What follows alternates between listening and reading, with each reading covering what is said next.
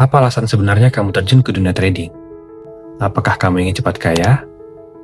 Atau hanya ingin keluar dari rutinitas harian di kantor yang membuatmu stres? Atau alasan lain yang menjadikan trading sebagai kamuflase untuk menutupi sifat malas dan tidak produktif yang ada pada dirimu? Coba jelaskan di kolom komentar. Chapter 1. Trading butuh persiapan. Trading saat ini digaungkan sebagai kebebasan. Kerja dari rumah, tidak ada atasan, uang datang dari aktivitas sederhana di atas laptop. Hal itu justru membuat orang masuk dengan alasan yang salah. Mereka datang bukan karena tertarik pada prosesnya, tapi mereka datang karena ingin keluar dari kenyataan. Belum lagi banyak informasi tentang trading di media sosial, menjual harapan dari trading dengan cara flexing, jualan kelas anti gagal, mengubah uang kecil menjadi miliaran, dan lain sebagainya. Mereka tidak menunjukkan sisi nyata dari trading yang sebagian besar trader alami.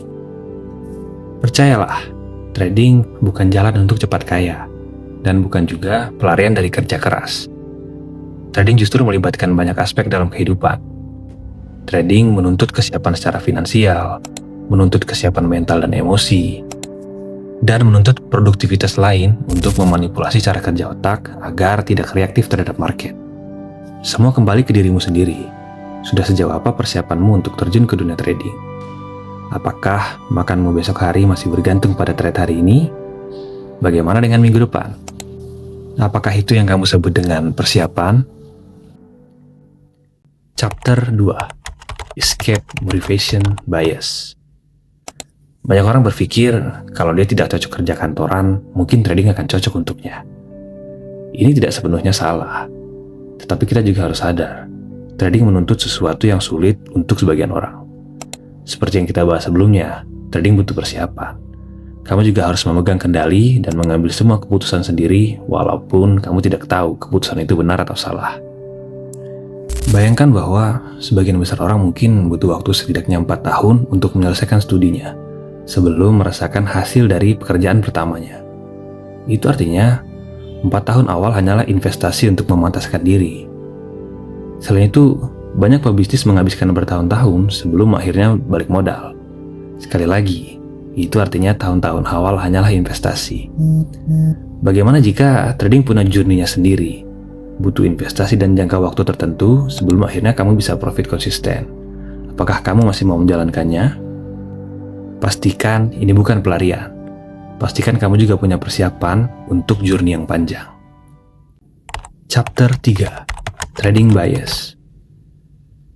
Trading bukanlah aktivitas yang menguras banyak waktu. Justru sebagian besar waktunya adalah menunggu. Menunggu waktu setup kita muncul di market, menunggu waktu yang tepat untuk entry, dan setelah entry pun kita akan menunggu harga menyentuh target. Itu adalah salah satu skill yang dibutuhkan dalam trading. Skill untuk menunggu dan tidak bereaksi apapun di luar rencana. Secara psikologis, otak manusia tidak dirancang untuk ketidakpastian secara terus-menerus. Abian Grabenholz, Associate Professor of Experimental Psychology at Oxford University, menjelaskan bahwa sel-sel amigdala yang kami identifikasi mungkin memproses probabilitas dan resiko untuk mengarahkan emosi dan perilaku sosial kita. Amigdala adalah bagian pada otak yang bertindak sebagai pusat pemrosesan emosi utama, rasa takut, marah, senang, dan memori emosional. Ketidakpastian dalam trading mengaktifkan area ini pada otak manusia. Hal ini membuat otak kita membaca probabilitas dan ketidakpastian reward sebagai ancaman. Itulah sebabnya kita seringkali overthinking, tidak melepaskan pandangan dari chart, menutup posisi sebelum TP, memindahkan stop loss, revenge trade, dan tindakan reaktif lainnya. Mengapa demikian? Tindakan-tindakan tersebut membuat otak kita seakan-akan merasa aman dari ketidakpastian. Masalahnya menjadi lebih berat saat trading menjadi satu-satunya aktivitas kita. Tidak ada pekerjaan lain, tidak ada rutinitas lain, dan tidak ada produktivitas lain. Otak kehilangan pembanding realistis lainnya. Berbeda dengan pekerjaan pada umumnya, semakin banyak yang kita kerjakan, hampir pasti hasilnya akan semakin baik. Sedangkan trading, semakin kamu reaktif dan membuka banyak posisi pada market, hasilnya belum tentu baik, justru dapat sebaliknya. Itulah mengapa trading itu tidak mudah. karena kita dituntut untuk melawan cara kerja otak kita sendiri. Anehnya, hasil trading justru akan lebih baik jika kamu punya aktivitas produktif di luar trading. Hal itu mengalihkan fokusmu tidak hanya pada chart, sehingga mengurangi potensi reaktif dan pengambilan keputusan di luar rencana.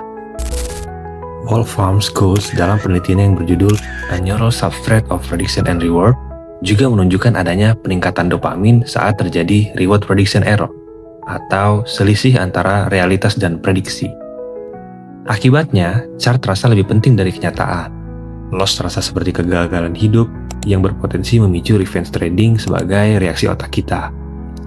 Profit terasa seperti pembuktian diri yang memicu overconfidence trade.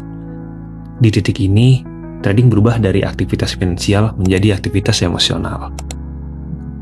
Trading tidak seharusnya menyita waktu. Trader profesional tidak menatap chart seharian. Mereka menunggu harga bergerak ke level yang tepat, lalu kembali melanjutkan hidupnya. Menunggu adalah bagian dari sistem mereka. Kalau kamu merasa harus selalu di depan chart, biasanya kamu tidak sedang trading. Kamu sedang mencari kepastian yang tidak akan pernah kamu temukan di market.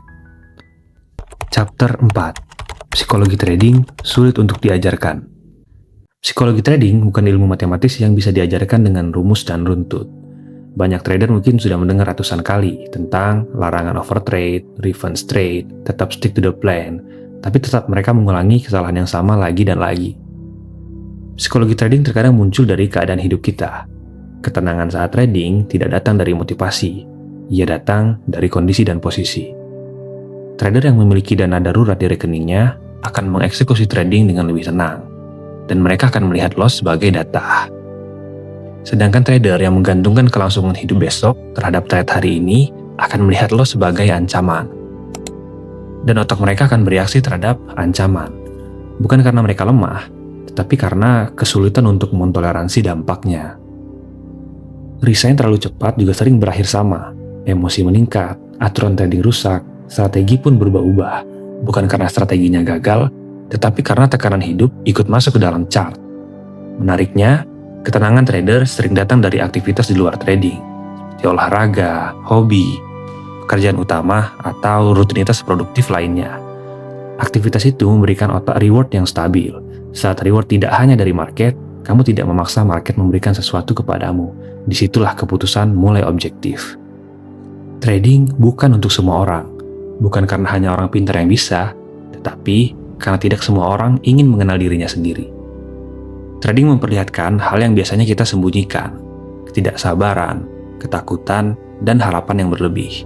Market tidak menciptakan sifat itu, market hanya mempercepat kemunculannya. Jadi, kalau kamu trading untuk hidup yang lebih mudah, kamu akan kecewa. Tetapi kalau kamu trading untuk memahami cara kamu bereaksi terhadap risiko, mungkin kamu bertahan. Karena pada akhirnya, trading bukan tentang mengalahkan market, tapi tentang mengalahkan dirimu sendiri. Terima kasih untuk yang sudah menyaksikan video ini sampai habis. Semoga isi dari video ini bisa membantu memperbaiki hal-hal kecil dalam perjalanan tradingmu. Kalau kamu suka video seperti ini, jangan lupa like, share, subscribe, dan nyalakan lonceng notifikasinya agar tidak ketinggalan update video selanjutnya.